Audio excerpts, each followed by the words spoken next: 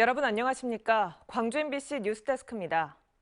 어제 발생한 광주 화정동 아파트 외벽 붕괴 사고 현장에서는 연락이 두절된 노동자 6명에 대한 내부 수색 작업이 진행됐습니다. 하지만 아직까지 반가운 소식은 들려오지 않고 있는데요. 현장에 취재 기자 나가 있습니다. 정상빈 기자, 수색 작업이 현재도 진행 중인가요? 현재는 해가 지고 너무 어두워지면서 수색 작업이 다시 중단된 상태입니다. 어젯밤 중단됐던 수색 작업은 오늘 낮부터 다시 진행됐습니다. 오늘 아침부터 드론 등을 이용한 안전 점검이 시작됐습니다. 그 결과 지하에서 꼭대기까지 내부에 구조대가 들어가 직접 수색 작업을 하는 데는 문제가 없다는 결론이 나왔습니다.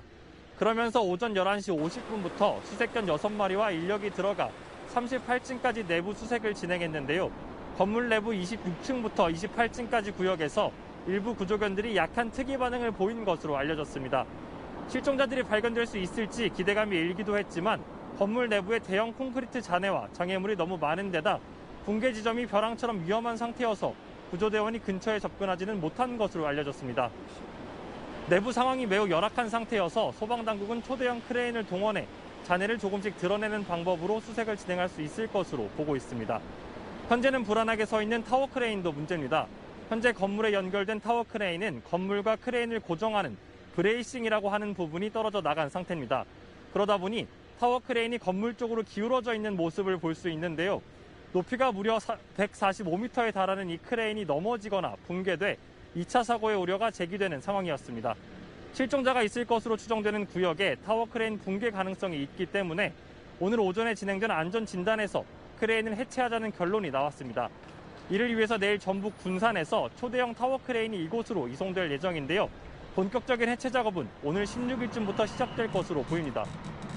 지금까지 광주 붕괴 사고 현장에서 MBC 뉴스 정상빈입니다. 붕괴 사고 현장에서 뜬 눈으로 밤을 지샌 실종자 가족들. 더딘 구조 작업과 당국 건설사의 안이한 대처에 속만 새까맣게 타들어가고 있습니다. 애타는 가족들을 김영찬 기자가 만나봤습니다. 사고 소식을 듣자마자 뛰쳐나온 붕괴 현장. 영하 5.6도까지 떨어지는 광추위. 세찬 눈바람 속에 고대하는 수색 작업은 더디기만 해 가족들의 마음은 새카맣게 타들어갑니다. 빨리 들어가서 사람을 구해달라고. 왜 이렇게 왔다 갔다 기자들만 깔리고. 밤사이 중단됐던 수색. 동이 트자마자 재개되길 기다렸지만 기다려라 소관이 아니다는 형식적인 답변만 돌아오자 분통을 터뜨립니다. 저희가 우선 담당도 없고 저희한테 뭘 안내해주는 그런 것도 없고 저희가 지금 패싱 당해야 돼요. 행여나 받을까 애타게 휴대전화를 눌러도 받지만 응답 없는 메아리에 발만 동동 굴러야 했습니다. 생존의 골든타임은 가뭇없이 지나가고 기다림에 지친 가족들의 애타는 마음은 이내 울분과 체념으로 바뀝니다. 그래 가족들이 지금 열불을 안 내겠냐 이 말이죠. 어제같이 추운 날씨에 여름이라고 하면 그래도 우리도 좀 참고 저 기다릴 수가 있어요. 날씨도 춥고 이렇게 시간이 지체돼 버리니까 모든 것이 포기 상태고. 이제라도 구조 소식이 들려오지 않을까.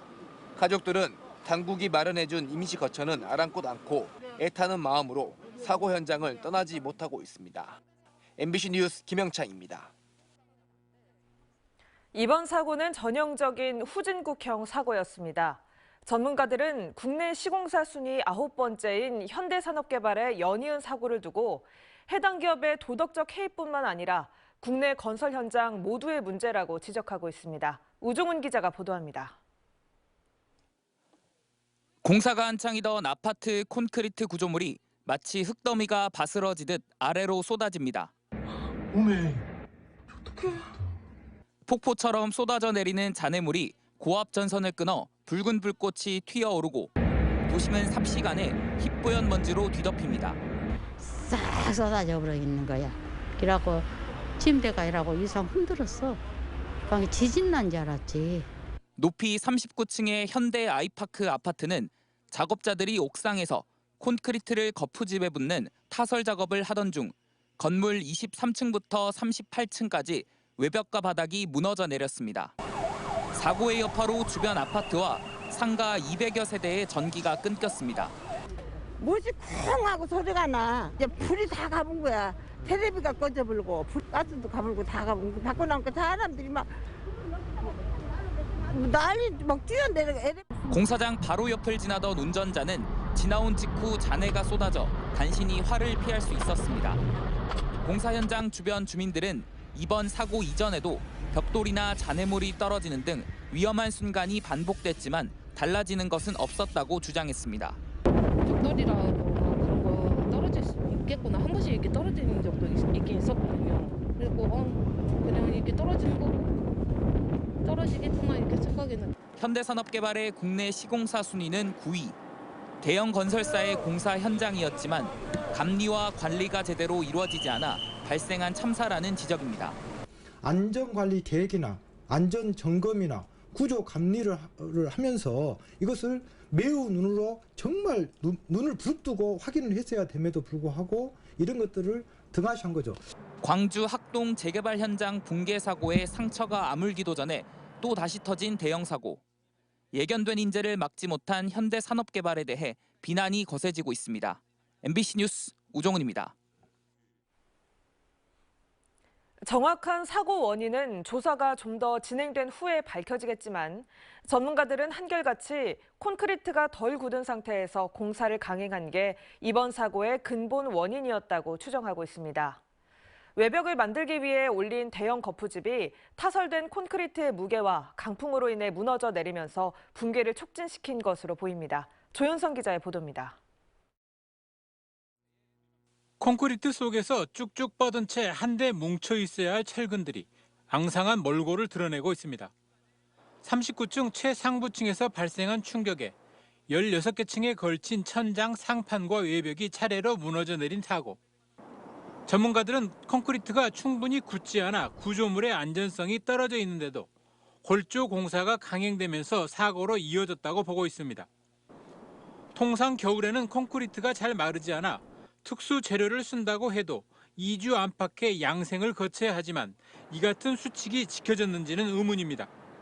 이익이 너무 촉박할 때 일을 너무 심하게 시켰어요. 그리고 일요일도 하고 어제 같은 경우는 눈도 오고 날씨도 춥고 하는데 외벽체를 만들기 위해 사용하는 대형 거푸집과 이를 올리는 데 사용한 크레인이 강한 바람의 영향을 받으면서 함께 무너져 내려 붕괴를 가중시킨 것으로도 추정됩니다.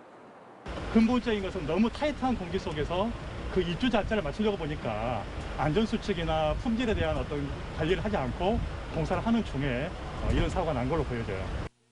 악천후 속 대형 크레인까지 동원돼 무리하게 진행됐다가 대형 참사로 이어진 이번 사고와 관련해 국토부는 정확한 사고 원인 분석 등을 위해 조사위원회를 2달간 운영할 계획이고 검찰과 경찰, 노동청 등이 함께하는 합동수사본부도 구성됐습니다. 문재인 대통령도 사고 예방과 재발 방지를 위한 안전대책 강화 등 후속 조치에 만전을 기하라고 지시했습니다. MBC 뉴스 조현성입니다. 시공사 현대산업개발의 건물 붕괴 사고, 이번이 처음이 아니었죠. 현대산업개발은 지난해에도 광주 시민들 앞에 머리를 숙였습니다. 학동 재개발 참사의 원청이기 때문이었는데요. 지난해 6월 그 아픔이 채 가시기도 전에 7개월 만에 또다시 대형 사고를 냈습니다. 송정근 기자입니다. 지난해 6월 무려 17명의 무고한 시민이 죽거나 다친 광주 학동 참사. 현대산업개발의 정몽규 회장은 곧바로 광주시청을 찾아와 머리를 숙였습니다. 책임을 통감하고 재발 방지 대책을 수립하겠다고 약속도 했습니다. 전사적으로 재발 방지 대책을 수립해 나가겠습니다. 다시 한번 이번 사고로 고통을 겪고 계신 모든 분과 국민들께 진심으로 머리 숙여 사죄드립니다. 회장까지 나선 다짐은 불과 7개월 만에 공연불에 그쳤습니다. 화정동 외벽 붕괴 사고가 터지자 이번엔 대표이사가 머리를 숙였습니다. 하지만 사죄의 변은 한 장짜리 사과문 낭독뿐이었고 취재진의 질문에는 입을 굳게 닫았습니다. 형식적인 반성뿐 진정성은 찾아보기 힘듭니다.